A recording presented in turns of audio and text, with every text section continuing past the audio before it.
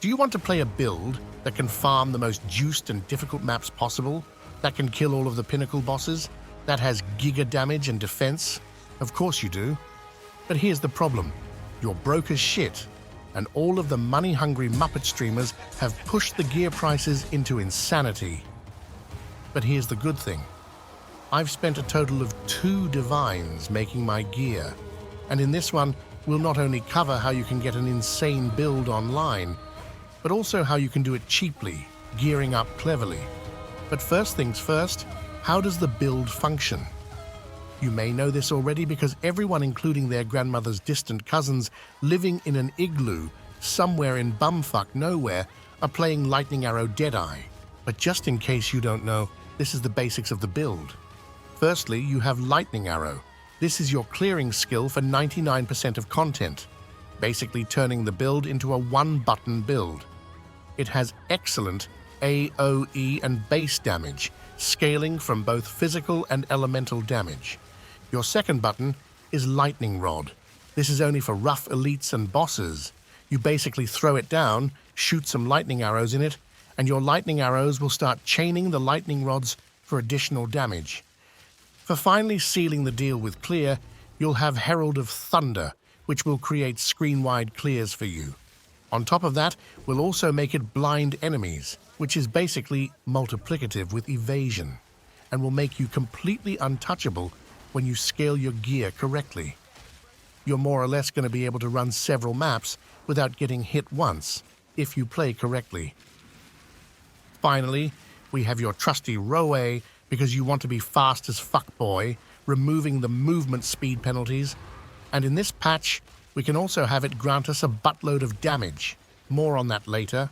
All of the other skills are only used when wombo comboing bosses, and in rare cases, some extremely annoying rare enemies. For bosses in particular, you'll then have elemental weakness, lowering their resistance, which mind you is only needed on pinnacle bosses, so for all other content, you can just stay on your Rua. You'll simply drop it on the ground and remove the boss's resistances. Then you throw out a tornado, which will suck up all of your projectiles better than Bonnie Blue, and then spit them out again, unlike Bonnie Blue, and double your damage. Combo this with Barrage and you'll deal even more damage.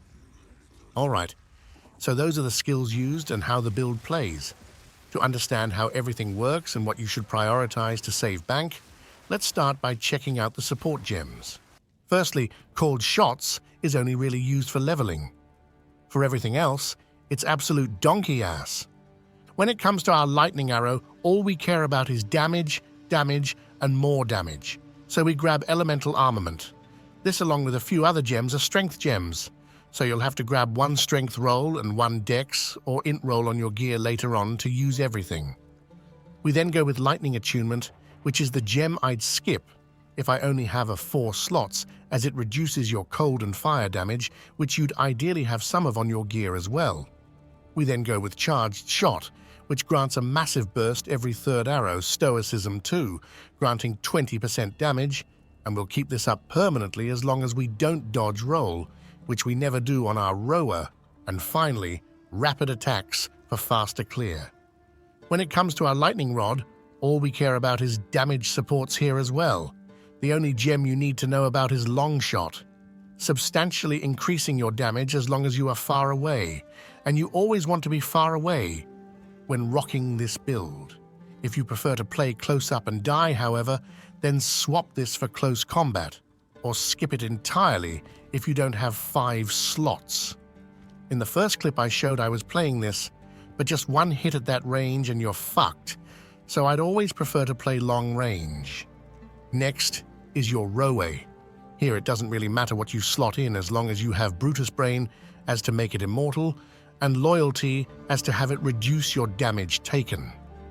For our Herald of Thunder, we're not only using it to deal a buttload of AoE damage, which we increase via Magnified Area, Elemental Armament, and Elemental Focus, but we're also using it to blind the entire screen, reducing enemy accuracy and also allowing us to grab some disgusting nodes in the passive tree over here. For our elemental weakness, we want it to stay up on the ground to reduce resistances for the entire pinnacle fights. So we use cursed ground, along with a heightened curse, to increase its magnitude. And of course, if you have the insanely expensive lineage gem reducing resistances, then you can skip this skill. Our barrage is used to nuke the tornadoes we spawn once, repeating our attacks once, and we're only really using it on bosses. Finally, we have Tornado Shot, which we'll use for additional projectiles once hit, but also to blind bosses, allowing us to benefit from the bonuses we talked about earlier. And of course, Wind Dancer for a shit ton of evasion, along with Cannibalism for life recovery. We are, however, rocking Life Leech in this build, so if you're out of spirit, then you can skip this one. I'd also like to mention that if you're going for a close combat version, then you may as well just grab Infernal Cry for rage generation and empowered attacks, and you'll easily one-shot bosses. But I prefer not to fucking die, maybe that's just me. Alright folks, so that's all of the gems. Let's check out the gear now, and what I did to save some bank.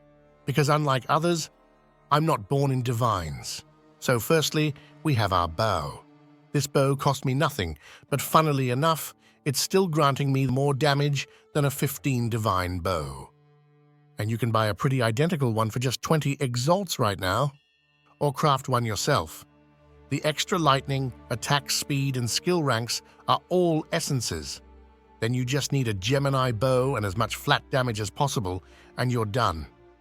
When it comes to the mana leech, however, you absolutely 100% need this. But having it on the bow is stupid as hell. You should have it on your gloves or rings instead, and grab some big damage instead. For runes, the budget ones are elemental damage, and the big money ones are the 1 to 60 lightning damage ones. For all of your armor, you're going to prio the following: getting your resistances capped, #1 priority, along with movement speed on boots. Getting as much max life as possible, #2 priority. Get a buttload of evasion, #3 prio. Then you simply grab as much flat damage as possible on the rings instead, and you're good to go. You do need life leech somewhere, but it doesn't matter where. The rest, you can fill out with item rarity. I think the best gear piece I have is my ring, and you can easily make this one as well. You just buy a blue one with T1 flat lightning damage with either max quality or lightning resistance as implicit. Then use an essence to gain more lightning resistance and start slamming orbs and desecrate. This will net you a good lightning ring, and you can quality that bad boy up with lightning after. Next, I'm rocking an ingenuity belt, and I found a good one myself, but you should focus on the ring bonuses and getting 3 charms if you want to use it. Otherwise, go for a defensive belt to more easily cap out your resistances. And finally, for the quiver, aim for as much flat damage and crit as possible, along with projectile ranks if you can afford it, on preferably a visceral quiver, so you gain more crit chance. And when it comes to the amulet, the only thing you 100% need is spirit. If you get exactly 35 spirit, then you can use all of the spirit requirement gems in this build. If you have a lower one, then ditch the life on kill we discussed in the Wind Dancer gem. I'd also like to mention that I'm allocating Subterfuge Mask here. You can go with a damage one, but this is excellent if you have an energy shield helmet, as you can turn this energy shield into evasion via this passive. The other passive here you need to be aware of is Bestial Skin, doubling your chest armor evasion. So this is where the bulk of it comes, and you want to stack a fuckton there. And finally, the charms and runes. For charms, grab a stun and freeze one, and you're good. And for runes, you grab the resistances you need, or preferably, evasion runes. Alright, so that's the gear. If you have any questions, just drop them below, and I'll ignore them for you. Unless you find similar gear for around 20 exalt per piece or lower, then just craft them yourself. Just get the most important stat, then fill out with anything useful, and the stats that you are missing you can buy from the trading website. For example, if you craft rings and you end up with damage and attributes only, that's fine. Just focus on obtaining some cheap ass resistance and defensive gear from the trading website. That's what I did. Next up, we're checking out the passive tree. And here, I'm using a weapon swap tech for pinnacle bosses. Because why the hell would you need a bunch of movement speed and other useless crap when you're doing them? I simply have one weapon set for everything that is not pinnacle bosses. Then when I'm doing it, I move my weapons over to the second weapon set and swap. It's that simple. Either way, let's start with the ascendancy nodes. We of course start with Tailwind for defense, attack speed and movement speed, along with the point-blank bonus for damage and endless munitions for an additional arrow. All the other ones are dog shit, unfortunately, even though all of the famous streamers baited you into playing Deadeye due to the ascendancy changes. Alright, next we're going to grab a bunch of lovely damage passives until we get to Master Fletching. This one's magnificent, and you have an extra one here, granting you half a quiver for free. We then grab some damage nodes here and find our first crossroad. Now hopefully you're not colorblind, in which case, fun for you, because the green ones here are weapon set 2, that is, the Pinnacle Boss Nuking set. Here we want damage. On the other hand, here we have the mapping set, where we want movement speed and lightning penetration, as we don't have elemental weakness when mapping. For the jewel here, any increases to your damage that you can find or buy is good. 2 or 3 decent mods is free, 4 mods costs half a fortune. After that, we keep moving downwards, grabbing some damage and these lovely defensive nodes for both evasion and deflection. And since both evasion and deflection are influenced by enemy accuracy, making sure to blind enemies will double dip with both of these for even more defense. Yummers.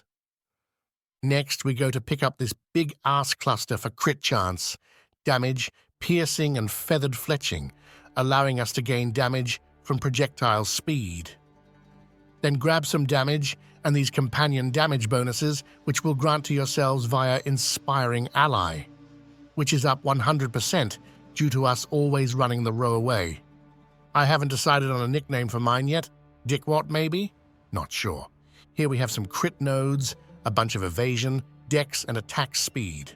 Here you also find one of our most important nodes, Walker of the Wilds. This, in combination with Mana Leech, allows us to gain mana from our elemental damage. That is all damage we do via Lightning Arrow and Rod. Without this, you're screwed, and thank God GGG introduced this one in 0.3. I also have a great jewel here that was incredibly cheap, and I can highly recommend From Nothing Diamond, where you allocate Chaos Inoculation. To see where this one is, we'll have to head off to fucking Narnia to find it. Alright, so here it is. This one's insane. First, you're gaining 11% of your damage as Chaos damage. This is probably the best part, but you're also able to get Chakra of Element, gaining a bunch of damage from your physical damage. This is crazy good in particular if you have a lot of it on your gear. I don't personally, but it's still a strong node. You also have Tempered Mind, which is decent. Alright. We then go back to find some strong damage and movement speed nodes, along with massive bonuses to crit and damage against blinded enemies, which all enemies will be, either from your Herald when mapping or your Tornadoes when killing bosses. And finally, a really crappy jewel. Please find something better, and this whole crit cluster when doing pinnacle bosses. With that, we're finally done with this shit. I'd also like to mention that the next upgrade I'll be doing is grabbing a time-lost diamond with extra lightning damage on it and slotting it in here, then grabbing this whole daze cluster.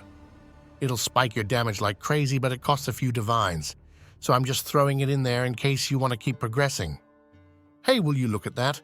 We managed to complete the passive tree, and I think it's time to learn how to get good and play this magnificent build. For mapping, it's easy peasy. Stay as far away from the enemies as possible and shoot them with lightning arrows. You'll trigger heralds blinding everything, and nothing should be able to hit you. And in case you find some incredibly annoying rare enemies or map bosses, just throw down your tornadoes, pop a barrage, and nuke them down. It's that simple. For pinnacle bosses, however, we need to make some changes. Hop off your trusty rower, because we want our elemental weakness now. Make sure to don't dodge when off your rower unless absolutely necessary, as you'll then lose one of your damage buffs. To nuke the boss down quickly, we swap to our boss nuking weapon set by moving our weapons over. Next, it's time to wait for the boss fight. While this is happening, drop the elemental weakness on the ground. It will stay up for 7 seconds. Then start spamming out lightning rods. You can have up to 20 of them up at once. Then, when the guy finally spawns, you drop a tornado, a barrage, and lightning arrows on his sorry ass and send him back to where he came from. And that, my friends, is all you need to start dominating with Lightning Arrow this season. Make sure to subscribe to the channel or else I'll fucking lose it.